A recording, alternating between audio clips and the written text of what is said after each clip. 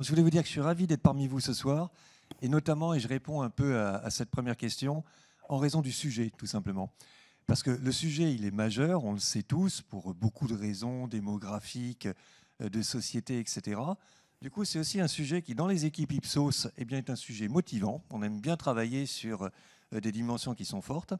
Et puis, je voudrais dire, comme on a là un échantillon, je vais y venir tout de suite, interroger de personnes de 16 à 20 ans, j'ai aussi les enquêtes auprès des 18 ans et plus, donc ceux qui sont plus âgés. Et la santé est devenue au cours des dernières années le sujet de préoccupation juste numéro 1 des Français.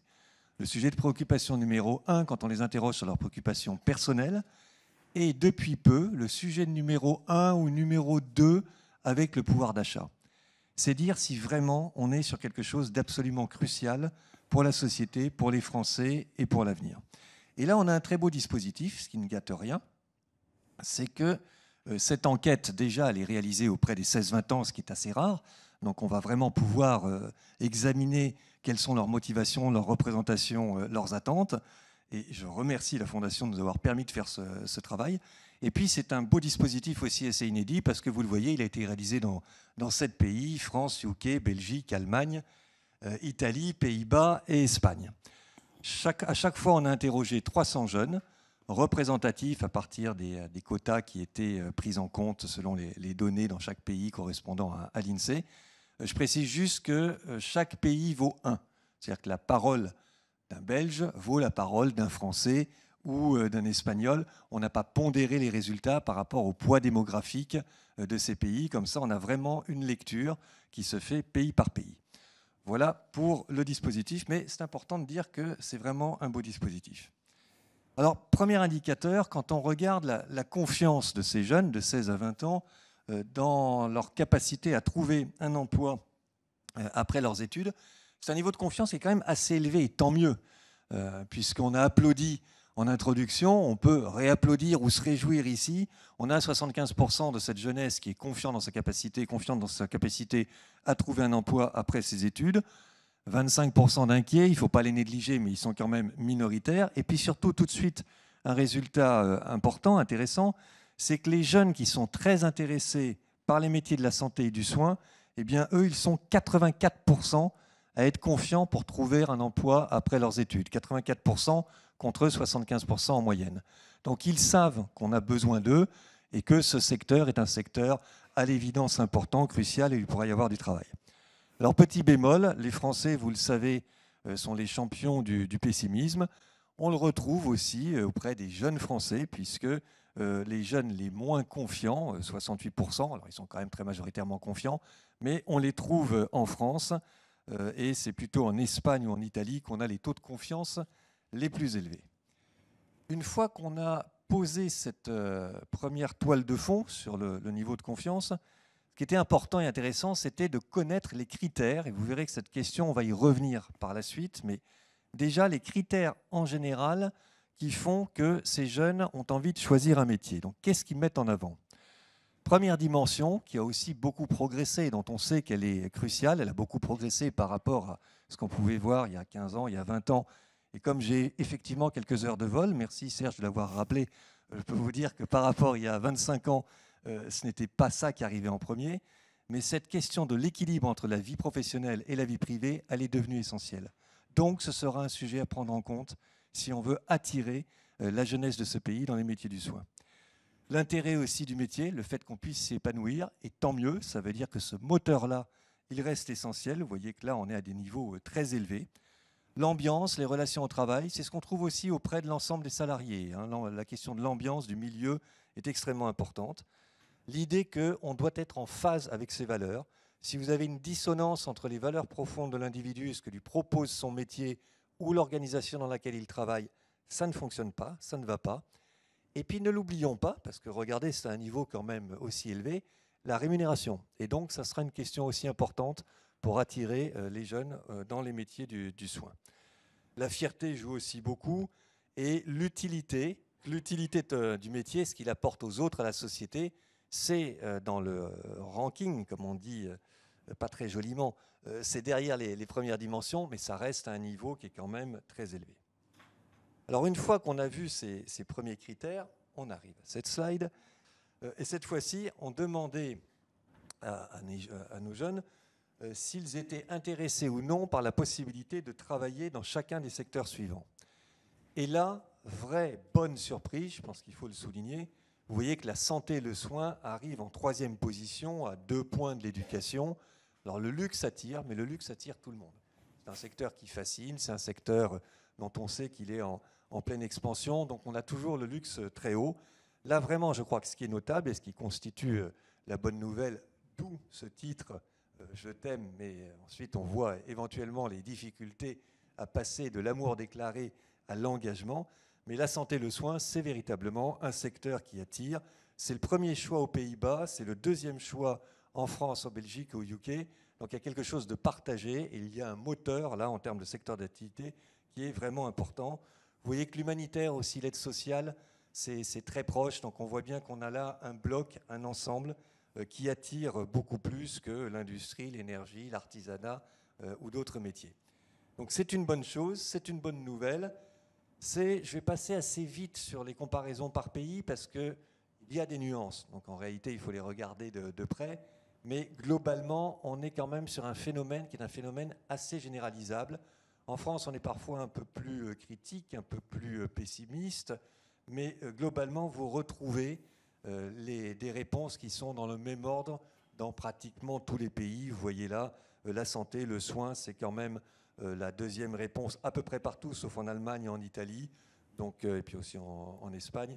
Mais il n'y a pas des visions qui seraient diamétralement opposées. C'est un des enseignements de l'étude, suivant les pays. Il y a des nuances, mais pas des visions totalement opposées. Alors, ce qu'on a regardé aussi, c'est les 17% de jeunes qui se disent très intéressés par la santé ou le soin. Parce qu'on peut dire, je suis intéressé, mais c'est l'intensité aussi du jugement qui nous intéresse. Et puis, si 17% de la classe d'âge des 16-20 ans basculaient dans ces métiers, je crois qu'on serait tous collectivement extrêmement satisfaits. Donc il faut regarder aussi qui sont les plus motivés, qui sont les plus intéressés. Alors il y a plus de filles que de garçons, voilà, 57% contre 43%. On est un peu plus intéressé à 18-20 ans qu'à 16-17 ans, mais ça peut se comprendre aussi, il y a une évolution et une maturation. Pas de différence entre le fait d'habiter dans le rural ou dans l'urbain, là c'est exactement la même chose. Et puis on voit aussi qu'en termes de métier des parents, de sociologie des parents, on est particulièrement attiré, très intéressé par ces métiers du soin quand le milieu est de professions intermédiaires. C'est vraiment ce qu'on appelle les classes moyennes. Les cadres et les professions libérales, c'est aussi assez notable, 26%, mais le gros gap, il se fait sur les professions intermédiaires, 44%. Je crois que c'est une bonne chose. Ça veut dire aussi que tout le monde, ou presque, 72% des Français se situent dans les classes moyennes, considère qu'il peut être potentiellement dans ce bloc de gens très intéressés par la santé. En termes de formation, c'est aussi assez ouvert, mais c'est vraiment des formations plus scientifiques ou médicales ou paramédicales que littéraires ou juridiques. Et puis, ce que je trouve important et intéressant, ce sont les effets d'entourage. Et là, on touche à quelque chose de vraiment sensible, parce que vous voyez que ceux qui ont des personnes qui travaillent dans le domaine de la santé et du soin dans leur entourage sont beaucoup plus nombreux, 42%, à se dire très intéressés. Donc il y a bien un effet modèle qui ensuite diffuse quelque chose de positif. Et puis si vous avez dans votre entourage des personnes malades qui sont prises en charge dans des structures médico-sociales, là aussi vous êtes plus intéressés que la moyenne par les métiers du soin. Donc c'est un effet d'implication, un effet, on va dire, de personnes qui se sentent à ce moment-là encore plus concernées. Donc l'expérience concrète de ceux qui vivent ça joue un rôle moteur dans le fait d'être très intéressés ou moins intéressés par ces métiers. Autre aspect maintenant, quand on creuse un petit peu dans quel secteur plus particulièrement ces jeunes souhaiteraient exercer chacun des métiers suivants, et on avait pris la précaution dans l'intitulé de la question de dire si tu avais le niveau scolaire, donc pour égaliser les choses, on voit quand même que les professions qui sont en lien avec la santé mentale arrivent en tête. Vous voyez, là, 66%, une profession en lien avec la santé mentale, 66%. Une profession paramédicale, on est un petit peu en dessous, 61%. Médecin, 60%, donc 6 points de moins quand même que des professions en lien avec la santé mentale. Le bien-être, c'est quand même nettement en dessous. Et puis, ce qui est important, infirmier ou aide-soignante, Ça a l'air d'être en dessous parce que c'est 49% et 45%, mais si vous totalisez ces deux réponses, si vous faites un total logique, eh bien là on est à 61% de sous-total soignants. Donc il y a bien aussi ces métiers qui attirent, mais il y a aussi une fascination un peu relative, on va le voir très vite, pour les professions en lien avec la santé mentale, ça attire. Le lieu maintenant, pas de différence, que ce soit dans un établissement privé, dans un établissement public ou dans un cabinet en libéral, globalement, ce n'est pas ça le critère. En revanche, quand on demande si ce métier du soin, on souhaiterait l'exercer plutôt auprès d'enfants, là oui, 78%, de personnes en situation de handicap physique, 70%, ça va, mais vous voyez que 64% pour les personnes âgées et 64% pour les personnes en situation de handicap mental. Donc on est attiré par les métiers en relation avec les problématiques de santé mentale, mais quand on parle de handicap mental, c'est quand même un petit peu plus loin, parce qu'il y a toujours l'idée que c'est difficile, dur, donc ça réfrène un peu la première poussée spontanée d'intérêt pour les professions en relation avec les sujets mentaux. Alors, autre aspect maintenant, et là on va rentrer, une fois qu'on a posé les bonnes intentions et l'attractivité, je crois, et du secteur et de ces métiers, on va rentrer dans les vrais enjeux ou les vraies difficultés. C'est que ces métiers d'aide-soignant et d'infirmier, vous allez le voir, ils sont quand même insuffisamment en résonance avec ce que je viens de vous montrer à l'instant, c'est-à-dire les critères importants et ce sur quoi on voudrait exercer. Quand on demande sur un certain nombre de caractéristiques si les personnes qu'on a interrogées considèrent qu'elles s'appliquent bien ou mal au métier d'enseignant, qu'est-ce que vous voyez? Beaucoup de choses qui sont a priori très positives. Par exemple, 84% nous disent que ce métier de soignant, c'est un métier utile, qui apporte beaucoup aux autres et à la société. C'est un métier aussi dont on peut être fier, 77%. Ce sont des études pour devenir soignant qui sont accessibles, donc il n'y a pas de barrière à l'entrée. Ce sont aussi des métiers où on travaille en équipe, 72%. C'est vraiment intéressant, on peut s'y épanouir. Un peu en retrait déjà, 66%, mais quand même des niveaux importants. Mais si vous allez sur des items qui sont un petit peu plus bas, par exemple, permet de bénéficier d'un bon équilibre, j'anticipe sur un slide qui va arriver, de vie privée ou de vie professionnelle, où la rémunération des soignants est correcte, ça s'applique déjà moins à ces métiers. Et si vous vous en souvenez, ça fait quand même partie des dimensions qui sont importantes dans la motivation. Donc là, on sent un hiatus. On sent qu'il y a des choses qui sont en résonance, mais on sent qu'il y a des difficultés qui ne sont pas levées. Et c'est un peu la même chose, ces résultats, auprès des personnes qui se disent, des jeunes qui se disent très intéressés par le secteur. Vous retrouvez à peu près partout des résultats et un rang comparable à la moyenne, mais avec une intensité supérieure. Et sur l'idée quand même de c'est un métier intéressant, on peut s'y épanouir, qui correspond à mes valeurs, où il y a de réelles possibilités d'évolution, là vous voyez dans la colonne verte que l'écart à la moyenne est encore plus fort globalement. Mais donc il n'y a pas de différence, c'est juste une question d'intensité. Sur le détail maintenant par pays européens, est-ce qu'il y a vraiment des différences? Là, j'ai envie de dire même chose. Vous retrouvez quand même beaucoup de caractéristiques communes d'un point à l'autre, mais des spécificités. Regardez par exemple la France, on met à un niveau très élevé, 73%. C'est un métier vraiment intéressant, on peut vraiment s'y épanouir. Cette question-là, elle est plus fortement présente chez les jeunes Français que dans les autres pays. Mais sinon, je passe rapidement. On est sur des visions qui sont assez largement partagées. Et puis j'en viens à ce graphique. Alors qu'est-ce qu'il nous dit ce graphique? Ce que je commençais en fait à vous déflorer. Là, on a mis sur ce mapping, en abscisse, en vertical, les critères qui étaient essentiels dans le choix d'un métier, ceux que je vous ai présentés au tout début. Et puis en horizontal, vous avez les critères, les caractéristiques qui s'appliquent bien aux soignants. Donc en gros, plus vous êtes à droite de ce mapping, plus vous êtes bien noté, plus le métier est bien noté, et plus vous êtes en haut, plus c'est quelque chose d'important. Alors on voit très bien comme ça les atouts et les handicaps. Les caractéristiques majeures du métier d'enseignant et où le métier est à la fois, enfin des caractéristiques qui sont importantes, le carré en haut à droite, en vert, et où le métier est bien noté. il réunit des notions comme l'intérêt du métier, l'épanouissement, l'ambiance de travail en équipe, le fait que ce soit un métier qui corresponde à mes valeurs, la fierté du métier. Donc ça, ce sont des moteurs, et des moteurs importants. Ça joue dans le choix d'un métier, et les métiers du soin sont bien notés. Mais il y a quand même aussi un gros hic, c'est la patate à gauche, où là, ce sont des caractéristiques importantes dans le choix d'un métier, et où le secteur est mal noté. L'équilibre vie privée, vie professionnelle, donc on sait que c'est un équilibre qui est difficile, et puis la rémunération qui est perçue comme insuffisante par rapport à ce métier. Donc vous avez quand même un choc, je trouve, entre des valeurs profondes, des aspirations profondes qui poussent vers ces métiers, d'où le titre encore une fois, et puis ensuite des freins, et des freins que cette enquête permet de très correctement identifier. Et puis après, c'est la grosse bulle là, plus orangée. Vous avez les choses qui sont un peu moins importantes et où le secteur est noté plus moyennement, on va dire. Donc c'est des choses qu'il faut toujours conserver à l'esprit parce que si ça augmente en importance et que vous n'êtes pas bien noté sur ces dimensions-là, par exemple la souplesse des horaires de travail au hasard, eh bien ça peut venir vraiment vous pénaliser. Donc des moteurs très profonds, ancrés sur l'intérêt, les valeurs, l'ambiance, l'équipe, etc., mais quand même à minima de freins importants.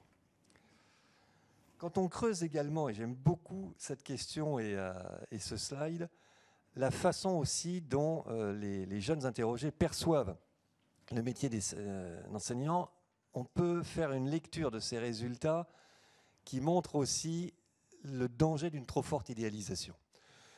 Regardez, quand on leur demandait de se positionner sur un curseur donc entre deux opinions différentes.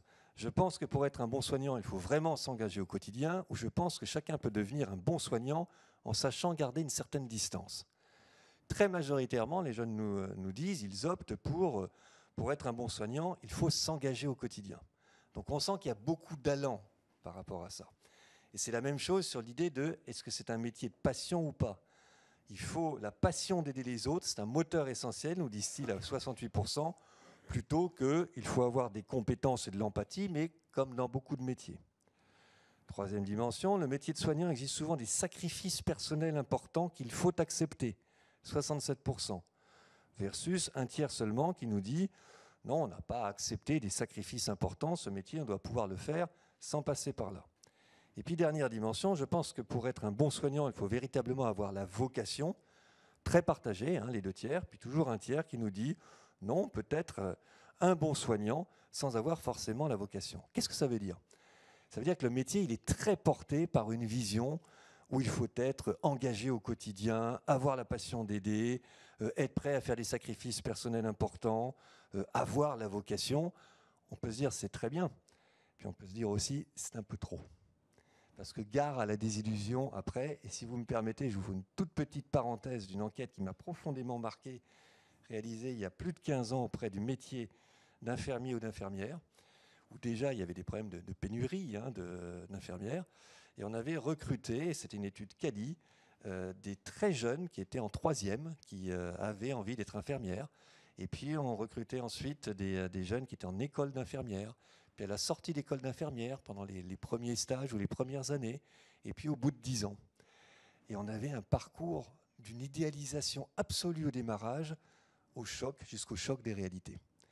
Et donc c'est très bien d'avoir ces moteurs, mais il faut aussi garder la bonne distance et se dire ce sont des métiers qu'on peut exercer, même si la vocation, l'implication, le sacrifice n'est pas tous les jours au rendez-vous. Il faut parfois un petit peu tempérer cette dynamique-là, sinon il peut y avoir de la désillusion.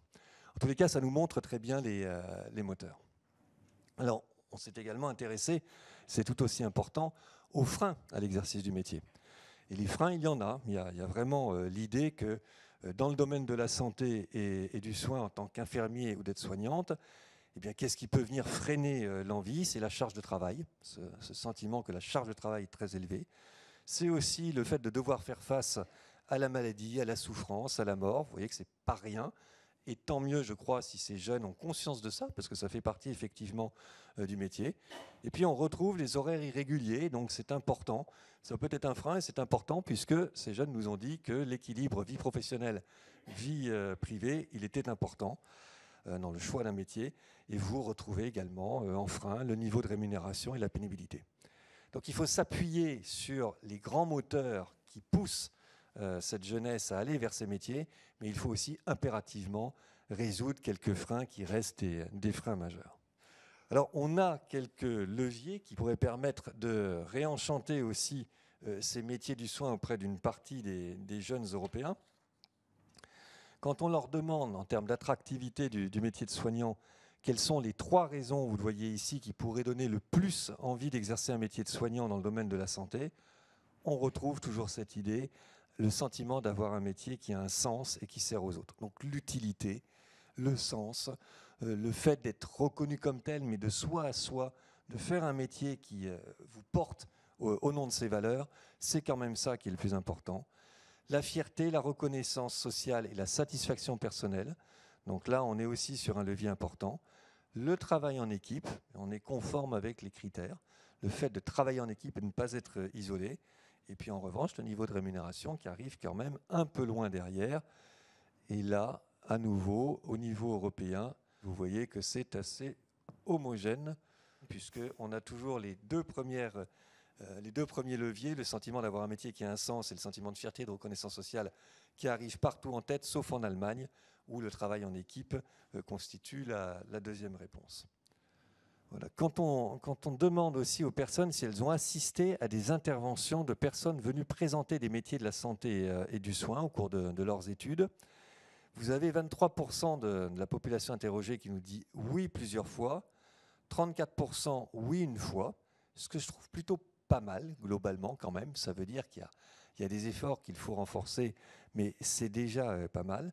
Mais ce qui est intéressant, c'est quand vous regardez ces résultats auprès des jeunes qui se disent très intéressés par le secteur, eh bien là, on passe de 23% oui plusieurs fois à 32% oui plusieurs fois. Ça veut dire que plus on vient présenter ces métiers de la santé et du soin, et plus ça motive, plus ça donne de l'envie, plus on est dans quelque chose de réel, de concret. Et pour le coup, il aurait pu y avoir un effet inverse. Plus je découvre la réalité du métier et plus ça me refroidit. Eh bien, pas du tout. Plus on en parle, plus on explique, plus on donne des exemples et des exemples concrets, et plus ça marche. Et dernier slide, quand justement on teste un certain nombre de moyens ou de personnes qui pourraient le mieux, le plus parler des métiers de soignants et qu'on pourrait avoir envie de suivre sur les réseaux sociaux, qu'est-ce qu'on trouve? D'abord, une étudiante en médecine qui partage son quotidien d'étudiant. Alors c'est vrai qu'on avait donné comme exemple Marine L'Orphelin, qui a peut-être aussi par sa personne une capacité à driver la première réponse. Là on est à 37%. Mais qu'est-ce que ça veut dire? Ça veut dire que le levier de l'identification et de l'admiration, il joue, et il joue fortement. Et un médecin urgentiste, c'est aussi un levier, et c'est la deuxième réponse, c'est un levier, je crois, d'admiration. Un médecin urgentiste qui explique son métier. À chaque fois, on est dans des situations concrètes, dans des incarnations qui parlent à ces jeunes, et c'est véritablement ce type de levier qu'il faut savoir activer, trouver les bonnes personnes et les bonnes situations. Cette jeunesse, elle a plus encore que les Français besoin de choses extrêmement concrètes. Et du coup, si on lève les quelques freins que je vous ai présentés, eh bien, on pourra supprimer la tension que vous avez mis en titre et on sera de l'amour pour ces pays à l'engagement réel et pas simplement à une intention. Merci beaucoup, Brice. On l'applaudit, vous avez dit. Voilà. Alors, évidemment, il y a plein de choses. Je me disais d'ailleurs, en revoyant, c'est par exemple sur les gens très très intéressés. 57% de filles, 43% de garçons. Et à la fin, on arrive à 90-10. Donc on perd aussi énormément de garçons au cours de je ne sais pas quoi. Donc ça, on ne peut pas le savoir comme ça. En tout cas, c'est intéressant de se dire qu'au départ, l'écart n'est pas si profond et qu'à la fin, en revanche, il est astronomique. Donc c'est aussi, je me disais aussi, ces histoires de conciliation, vie personnelle, vie professionnelle, c'est aussi assez subjectif. Sans doute qu'il y a 15 ans, ou même peut-être il y a 5 ans, les gens ne mettaient pas la même chose derrière cette notion de conciliation. Est-ce que derrière cela, toi qui as regardé plein d'autres études, est-ce qu'on a des éléments autour de cela? Il y a 20 ans, je pense que cet item, on ne l'avait même pas dans les études. Peut-être qu'on n'y aurait même pas pensé de le mettre. On n'y aurait même pas pensé. On parlait de l'intérêt du métier, de la rémunération, de beaucoup de choses, des conditions d'exercice du métier. Mais la capacité à concilier vie professionnelle et vie privée, c'est quelque chose qui a émergé depuis 7, 8 ans, enfin un peu plus que ça, et qui maintenant a pris une place majeure. Et du coup, ça touche le métier de soignant, mais pas que le métier de soignant. En fait, toutes les professions sont confrontées à ça. On est de plus en plus obligé, et tant mieux, on peut dire que c'est un progrès aussi de la société, obligé de regarder et de faire en sorte que les collaborateurs d'une organisation, quelle qu'elle soit, eh bien, arrivent à concilier leur vie privée et leur vie professionnelle. Là, il y a un rapport, j'allais dire, à la vie, enfin au travail et à la place du travail dans la vie qui a bougé. Sans que ça signifie pour autant, parce que j'ai vu passer, pardon, mais de mauvaises études là-dessus, que les Français seraient des paresseux ou qu'ils ne voudraient pas travailler. Ça, c'est faux, c'est une idée fausse. Simplement, il y a des critères à mettre en place pour que justement chacun donne le meilleur de soi-même. Donc ce n'est pas une question de je ne veux plus travailler, c'est une question de je veux mettre en place les piliers pour pouvoir donner le maximum de ce que j'ai envie de donner. Vous voyez aussi la première slide qui est très intéressante, où est-ce que les gens ont envie. Alors, le luxe, tu as dit, c'était toujours très très présent. Vous remarquerez, ça fait lien aussi avec l'actualité. Tout en bas, à 6% de mémoire, c'est le monde agricole. C'est aussi intéressant parce qu'on a besoin de... il me semble, on a besoin de tous les métiers que l'on a listés. Si tout le monde allait dans la santé, ça serait très embêtant parce qu'on a aussi besoin de se nourrir, de s'habiller, et ainsi de suite. Donc c'est aussi cette concurrence un peu, mais par exemple, voilà, il y a quand même des domaines qui ont énormément de mal d'être attractifs. Ouais. Oui, on peut avoir un autre regard et se dire qu'on a quelques soucis à se faire quand on voit à quel point certains secteurs clés sont finalement peu attractifs. Mais il n'en demeure pas moins que ce sont des secteurs clés.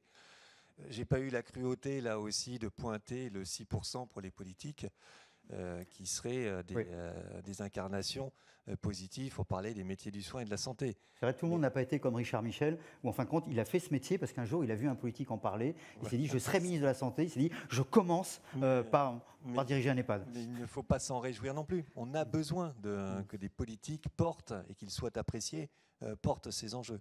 Donc il y a beaucoup de choses qui ont bougé dans la société. Maintenant, pour notre sujet et ce qu'il faut faire ici, bon, je crois qu'on peut vraiment se réjouir quand même du fait que ce secteur est très attirant et très prisé. Il y a des moteurs qui sont des moteurs puissants, profonds et particulièrement louables. On voit bien que le souci d'altérité, le souci de l'autre, il est très présent dans ce pays. Moi, pour la petite histoire, je parle de la fragmentation depuis très longtemps. J'ai un camarade collègue qui parle de l'archipélisation. Je trouve que c'est un peu too much, mais peu importe. Mais on met souvent trop l'accent sur justement cette dimension des fractures françaises. Et j'ai monté un baromètre avec Ebra qui est sur le lien social. Parce que je me disais, on est trop sur la face négative, que le versant négatif de la société, et on déforme la réalité. Et la réalité, c'est qu'il y a aussi beaucoup de volonté d'investissement dans la relation à l'autre, dans le lien social. Et on le voit dans cette enquête. C'est pour ça que ça m'intéresse aussi tout particulièrement, parce que ça vient compléter des analyses que j'essaye de faire et qui ne mettent pas le projecteur que sur ce qui va mal ou que sur le repli individualiste des Français. C'est pas vrai. Il peut y avoir des choses comme ça, mais vous le voyez ici, s'intéresser au secteur du soin et de la santé, c'est s'intéresser à l'autre, tout simplement. C'est avoir de l'empathie pour l'autre, c'est vouloir lutter contre la souffrance. Donc il y a quelque chose de très profond et qui joue fondamentalement, et ça c'est bien, en faveur de ce secteur. Parler de cette notion de relation, on pourrait dire que ce sont des métiers de relation, et c'est intéressant parce que c'était tout en bas, tout ce qui était nouvelles technologies. C'était un des éléments les moins attractifs de cette manière. Et on voit bien qu'on pourrait se dire que les technologies nous éloignent un peu, et finalement, il y a d'abord ce besoin de relation et pas ces désirs technologiques. C'est intéressant aussi parce que souvent on a un peu un imaginaire très très techno. Ce qui fait le pont avec aussi le fait que ce sont les métiers où la question de la santé mentale est privilégiée, jusqu'à un certain point, mais est privilégiée. Cette idée qu'il faut être en relation avec l'autre et pas à travers des outils ou de la pure technologie, dont on a absolument besoin, hein, malgré tout, mais qui serait perçu comme plus froid. Donc tout cela, je crois, c'est puissant en termes de moteur. Ma seule petite réserve, vous l'avez compris, c'est que s'il y a trop d'idéalisation au démarrage et un écart trop fort avec le réel ensuite, ça peut casser des élans qui sont des élans vertueux. Mais ce qui est intéressant dans l'étude, pour revenir à cela, c'est que les gens très intéressés par le secteur de la santé avaient finalement une vision un peu en dessous, moins mythique que ceux qui disent « j'irai pas justement dans la santé parce que ça demande trop d'engagement ». Et finalement, ceux qui vont disent « ouais, ça en demande, mais finalement un peu moins que les autres ». Donc on voit aussi qu'une certaine manière, ils ont fait une petite partie de ce travail-là, peut-être parce que beaucoup ont rencontré des professionnels ou bien ont, dans leur entourage aussi des professionnels. Ça a peut-être joué. Je crois que la rencontre avec les professionnels ou l'approfondissement sur la réalité du métier, elle n'abîme absolument pas les moteurs profonds d'empathie, de relation à l'autre, d'utilité, etc. Et elle permet d'être plus au fait de la réalité du métier et donc de mieux l'affronter. Donc c'est tout bénéfice. Hein. Et franchement, il vaut toujours mieux le réel que le fantasme. Au moins, on est confronté à cela, on sait où on va, et c'est toujours plus solide et plus pérenne. Retenez cette formule, le réel plus que le fantasme, ça permet sur plein de sujets de prendre un peu de distance. Est-ce qu'il y a une personne qui souhaite intervenir, poser une question ? Non, j'ai une petite question très courte. Voilà. Donc vous pointez du doigt effectivement le choc du réel. Voilà. Le hiatus, la désillusion entre l'idéal et la réalité. Sur 20 ans, si on prend un peu de recul par rapport à toutes les enquêtes que vous avez pu faire, est-ce que vous considérez que l'idéalisation est plus forte maintenant, ou est-ce que vous considérez que la réalité de terrain s'est dégradée par rapport à ce qui existait il y a 20 ans? Vous voyez, quels sont les deux, ou les deux en même temps, je ne sais pas, mais quels sont les critères qui amènent aujourd'hui à ce choc du réel qui n'existait peut-être pas avant, soit parce qu'effectivement il y avait une idéalisation moindre, soit parce que les conditions étaient meilleures, et j'ai fini. C'est une très bonne question. En toute rigueur, je n'ai pas à l'esprit, il faudrait que j'aille fouiller les enquêtes d'il y a 20 ans et aujourd'hui pour vous répondre très très rigoureusement, mais à l'évidence, je ne pense pas du tout que ce soit l'idéalisation qui ait bougé. Je crois que le métier, les moteurs profonds de ce métier, ils existaient déjà il y a longtemps. En revanche, ce sont la dégradation des conditions d'exercice du métier qui font qu'il y a cette différence. Donc c'est là-dessus qu'il faut jouer, c'est là où il faut travailler pour faire remonter ces conditions et les remettre en phase avec les moteurs profonds, l'idéalisation qui est nécessaire. Mais encore une fois, c'est qu'une question d'amplitude du décalage. Il faut qu'il y ait un petit décalage, sinon on n'est pas attiré. Il faut vraiment qu'on puisse être emporté, qu'il y ait du souffle, et c'est le cas. On a envie de s'investir dans ces métiers beaucoup plus que dans d'autres, et tant mieux, c'est un moteur profond. Après, il faut travailler sur les conditions du réel.